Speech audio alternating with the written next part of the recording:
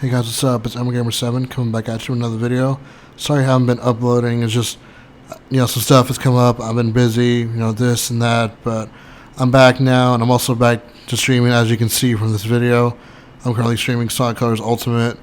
I also started streaming Halo Reach as well, so I'm back, and I feel like it's a good time for me to come back. I have some ideas for some more videos now. So for today's topic, I wanted to discuss what, in my opinion, are the best NVMe SSD drives for the PlayStation 5. The software update dropped about, as of recording this video, dropped about 10 days ago, and I just wanted to give my thoughts and opinions on which NVMe SSD hard drive you should buy for your PS5. So I'm going to be telling you today about, in my opinion, the 4 best NVMe SSD hard drives that you can get. And these 4 hard drives range from a wide variety of prices, but all of these drives that I'm about to tell you, all of them come under the $400 price mark. Now I know what you're thinking, EmgamerGamer7, that's still pretty steep. Well, that's just because the NVMe SSDs are still a relatively new technology, and these games, especially on the PS5, they're pushing 4K, 60, 120 frames, ray tracing, all that, and these games require these expensive NVMe hard drives so they can load up and work properly, because these games are just so damn demanding.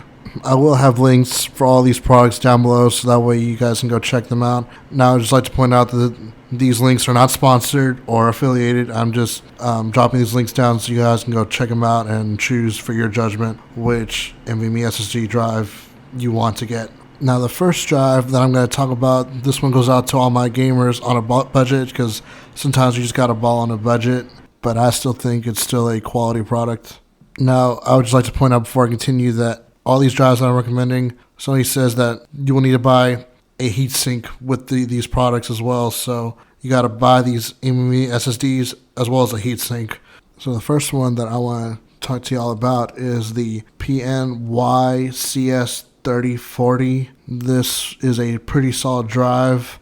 It has read speeds of 5600 megabytes and write speeds of 4300 megabytes, which is just a little bit over what Sony recommends. Sony recommends that you get a drive that at least has 5500 megabytes of read speed, so this is 100 megabytes faster, which is well within Sony's limits, just a little bit above it. And I've read reviews on this product from people who have used it on the PS5.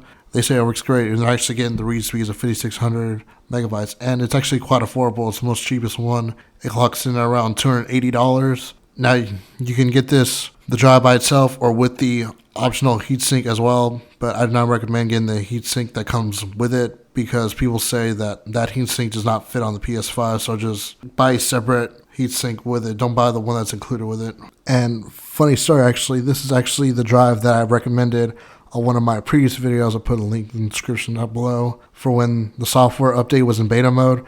This is actually the one I recommended, and it's actually seen a price drop since then, since I uploaded that video.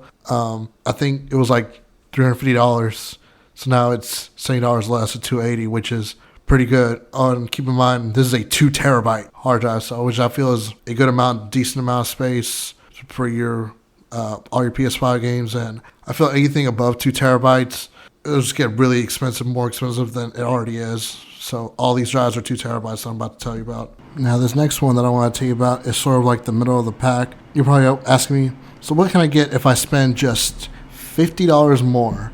Well, if you spend $50 more, you can get this Crucial P5 Plus 2 terabyte NVMe. This is much faster than the PNY one. The PNY one clocks in at 5600 megabytes read speed. This one is a little bit more feature-proof and a little bit well above what Sony recommends. This clocks in at 6600 megabytes of read speed, and the write speeds are 5 gigabytes or 5000 megabytes of read speed, which is 700 megabytes faster than the PNY. The PNY is 4300 megabytes. And in my opinion, this is probably the one that I will end up getting.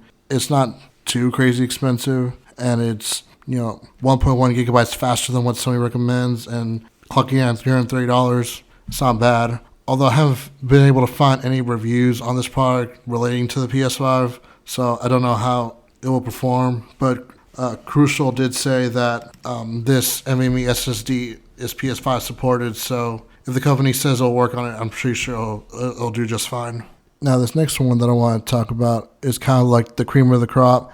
I've seen like all of like the big major YouTubers use this one, as well as like sites like IGN use this one, and it's the Samsung 980 Pro, which clocks in at $360 right now on Amazon, and it has read speeds of 7,000 megabytes, as well as write speeds of 5,100 megabytes. Pretty impressive, fast drive. Seen all the major, credible people use this.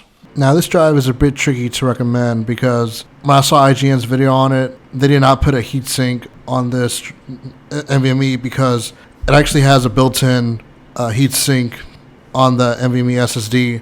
But when I watch a YouTuber like Your Average Consumer, when I watch his video, he actually put a heatsink on it. So I guess for this drive, it's your discretion whether you want to put a heatsink on or not. So I'm going to leave it up to y'all if y'all want to decide to do that or not. Now, this last one that I'm going to recommend to you is by Western Digital, and that is the Western Digital Black 2TB SN850 NVMe. This drive was actually recommended by Mark Cerny. If you don't know who Mark Cerny is, he's the guy or the lead architect who designed the PS5, so I'm pretty sure he knows what he's talking about, and if he recommends this drive, I'm pretty sure it'll work great. And this one has read speeds of 7,000 megabytes and write speeds of 5,300 megabytes.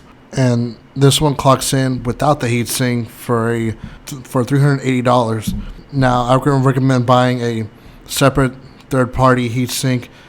Do not recommend buying the heatsink that comes with it. I damn near fell out of my chair when I saw how much it is if you buy the 2TB version with a heatsink. The 2TB version with a heatsink is almost $700, $694.95 with the built-in heatsink that comes with it. I'm like, holy crap, what they do? Did they cover it in gold or something? I'm like, why is it so much money? So if you do buy the Western Digital one, buy the one without the heatsink and then just buy a separate heatsink with it. And heatsinks aren't that expensive. They go for like $10 to $15, depending on which one you buy. But anyway, that's all the information I have for today. If you found this informative, please give this video a like and consider subscribing down below. I have more ideas for more videos in my head of what I'm able to do. And also, go give me a follow on Twitch if you enjoyed this gameplay. But yeah, it's me, Emigrator7. Hope you guys have a great day. I'll see you guys later. Bye.